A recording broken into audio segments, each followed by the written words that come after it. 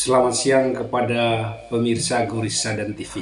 Guris Sadan TV membaca Indonesia dengan 3 metode. Metode pemikiran kritis, metode pemikiran analitis, dan metode pemikiran reflektif. Pemirsa Guris Sadan TV yang kami cintai, pada kesempatan ini kita membahas tentang pernyataan Gibran bahwa Jokowi ikut cawe-cawe dalam pembentukan kabinet Prabowo, yang kemudian dibantah oleh Jokowi dengan mengatakan bahwa saya tidak ikut cawe-cawe, tetapi kalau diminta untuk memberikan masukan, saya akan memberikan masukan. Nah, kita ambil dari berita Tempo ya, tanggal 11 Oktober 2024. Ramai diberitakan terkait Wakil Presiden terpilih Gibran Rakabuming Raka, sebut Presiden Joko Widodo atau Jokowi sekaligus ayahnya membantu penyusunan kabinet pemerintahan Prabowo Subianto.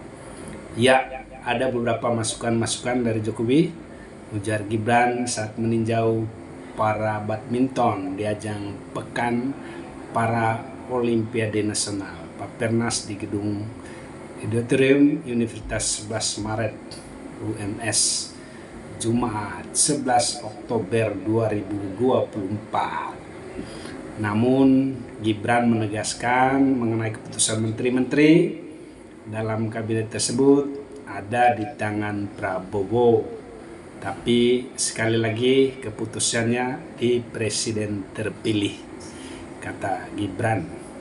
Nah, sementara Jokowi sendiri membantah telah melakukan intervensi atau cawe-cawe dalam penyusunan kabinet presiden terpilih Prabowo Subianto. Jokowi mengatakan bahwa pembentukan kabinet merupakan hak prerogatif Prabowo.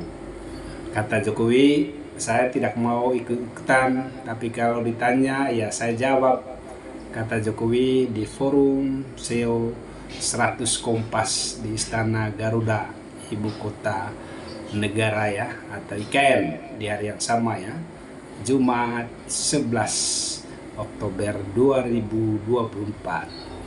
Nah, ini dikutip dari video Sekretariat Presiden ya. Nah, publik tentu saja bertanya ya, ada apa atau apa yang membuat pernyataan Gibran selaku anak Presiden Joko Widodo dengan Presiden Joko Widodo sendiri ya, tentu saja tidak ada clash ya, tidak ada konflik di antara mereka ya, tetapi hanya mungkin kurang koordinasi ya, atau mungkin juga ini bagian dari sebuah trik ya. Nah, Guris Sadan TV melihat bahwa perbedaan antara apa yang disampaikan oleh Gibran dengan Jokowi tentu saja menimbulkan multi tafsir ya bagi publik ya. Tafsir yang pertama, publik akan mengatakan bahwa Jokowi ikut intervensi atau memberikan masukan terhadap kabinet Prabowo ya, sebagaimana dikatakan oleh Gibran. Tetapi ada ketakutan Jokowi terhadap pressure publik atau tekanan publik yang lebih luas ya, atau kritikan publik ya, terutama juga kritikan dari internal Gerindra ya, supaya Jokowi jangan cawe-cawe, jangan ikut campur ya. Jadi ya bagaimanapun publik tentu saja mengharapkan agar Jokowi menjaga netralitasnya dalam pembentukan kabinet Prabowo ya, atau dalam pemerintahan baru ya. Bagaimanapun pemerintahan baru tentu tidak mau memikul beban ya dari kegagalan pemerintahan Jokowi dalam membangun kabinet yang bekerja untuk kepentingan rakyat ya, bukan menjadi ATM ya, partai, atau bahkan bekerja untuk memenuhi kepentingan pribadi ya. dari menteri-menteri di dalam kabinet ya. Nah, Anda tentu tahu bahwa kabinet Jokowi itu banyak disandra oleh pelaku-pelaku korupsi ya. Ada begitu banyak menteri Jokowi yang tersandra oleh kasus korupsi, kemudian masuk penjara ya karena terlibat dalam korupsi, dan juga ada semacam tukar guling ya terkait dengan kasus di mana ada satu menteri yang memiliki 11 kasus korupsi, tetapi sampai dengan saat ini belum diproses juga ya, karena mungkin saja ada perlindungan yang berasal dari Jokowi ya terkait dengan menteri yang bersangkutan ya. Tetapi tentu saja publik membaca bahwa cara kerja Jokowi di dalam pembentukan kabinet mestinya harus berbeda dengan cara kerja Prabowo di dalam pembentukan kabinetnya. Nah, kemudian yang kedua, publik juga menafsirkan bahwa Jokowi tidak melakukan intervensi atau tidak memberikan masukan terhadap pembentukan kabinet Prabowo, tetapi sedang mengharapkan ini kata kuncinya ya, agar diberikan kesempatan oleh Prabowo yang memiliki hak prerogatif dalam pembentukan kabinet ya. Kata kuncinya ini adalah sedang mengharapkannya. Nah, bagaimanapun Jokowi masih merasa memiliki jasa dalam memenangkan Prabowo dalam Pilpres 2024 yang lalu ya. Dan jasa ini dianggap penting untuk tidak diabaikan oleh Prabowo ya. Jadi ya ini publik bisa menafsirkan bahwa ini sebenarnya Jokowi sedang membuat pancingan ya. Pancingan ya, kalau bisa Jokowi dilibatkan di dalam pembentukan kabinet ya. Nah, kalau tidak ya tentu saja ada risiko-risiko yang bisa dihadapi atau dialami oleh Prabowo ya sebagai presiden terpilih ya jika tidak melibatkan Jokowi ya. Nah, kita melihat bagaimana tafsiran publik yang ketiga ya. Yang ketiga, publik menafsirkan bahwa Jokowi sedang membangun sebuah cara pendekatan ke Prabowo.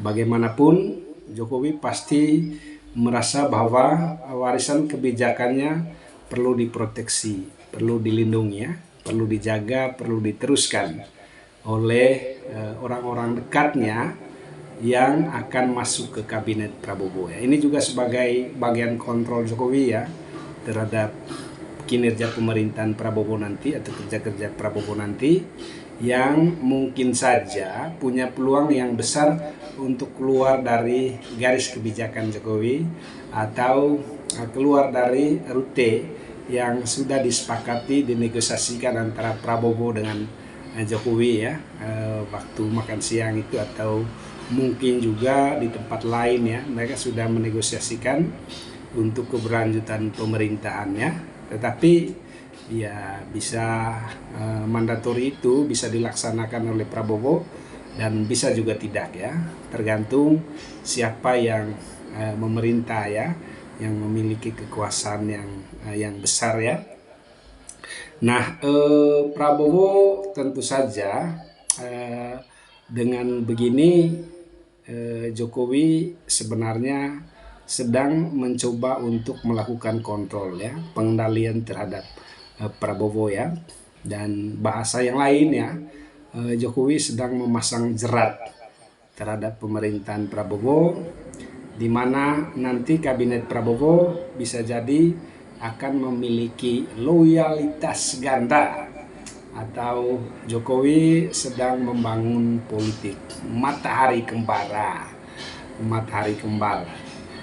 Matahari yang pertama adalah Prabowo dan matahari kedua adalah Jokowi ya.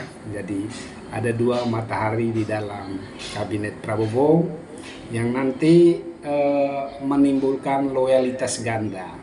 Satunya loyalitas ke Prabowo, satunya terutama menteri-menteri yang diusulkan oleh Jokowi akan loyal kepada pemerintahan, akan loyal kepada Jokowi ya. Nah, matahari kembar ini sebenarnya sudah diingatkan oleh SBY kemarin ya, melalui podcast di Gita Wirawan ya. Beliau mengingatkan bahwa jangan sampai ada matahari kembar di dalam pemerintahannya, karena jika ini terjadi maka kemudian nanti kabinet Prabowo akan menciptakan konflik ya, yang disebabkan oleh loyalitas ganda ya.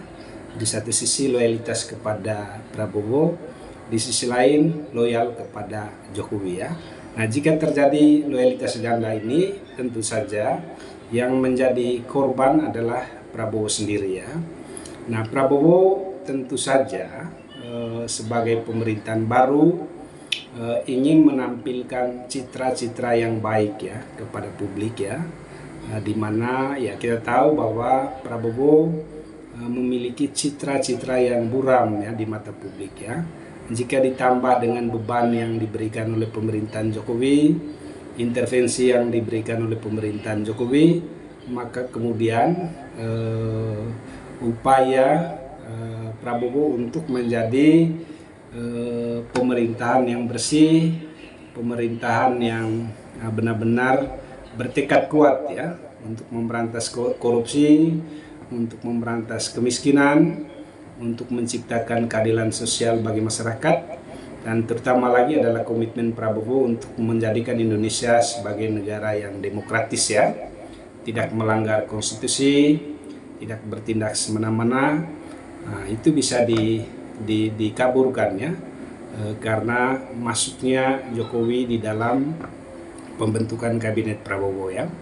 Karena itu publik ya tentu saja berharap Prabowo sebaiknya membuka nama-nama menteri kepada publik ya, supaya publik bisa memberikan masukan menteri yang dekat dengan Jokowi siapa, menteri yang menjadi beban pemerintah selama ini tapi diusulkan kembali oleh Jokowi untuk masuk di dalam kabinet dan lain-lain sebagainya, termasuk menteri yang benar-benar sesuai dengan kriteria ya yang disampaikan oleh Prabowo ya. Satu kriteria penting dari Prabowo itu adalah menteri yang bekerja berdasarkan kompetensi, menteri yang bekerja berdasarkan profesionalitas, kecakapan dan lain-lain sebagainya ya. Nah, jika ini yang menjadi upaya pembentukan kabinet Prabowo, maka kemudian kita berharap bahwa menteri-menteri ini calon-calonnya dibuka kepada publik supaya publik memberikan masukannya. Tetapi ingat, jangan sampai Prabowo jatuh ke dalam lubang yang sama yang dilakukan oleh Presiden Jokowi, di mana pembentukan kabinet itu lebih banyak didasarkan kepada loyalitas ya, mengabaikan integritas dan mengabaikan kompetensi. Itu saja yang bisa kita sampaikan pagi hari ini. Pemirsa Gorisanan TV, jika Anda suka dengan video-video yang kami buat, jangan lupa like, subscribe, dan komen ya.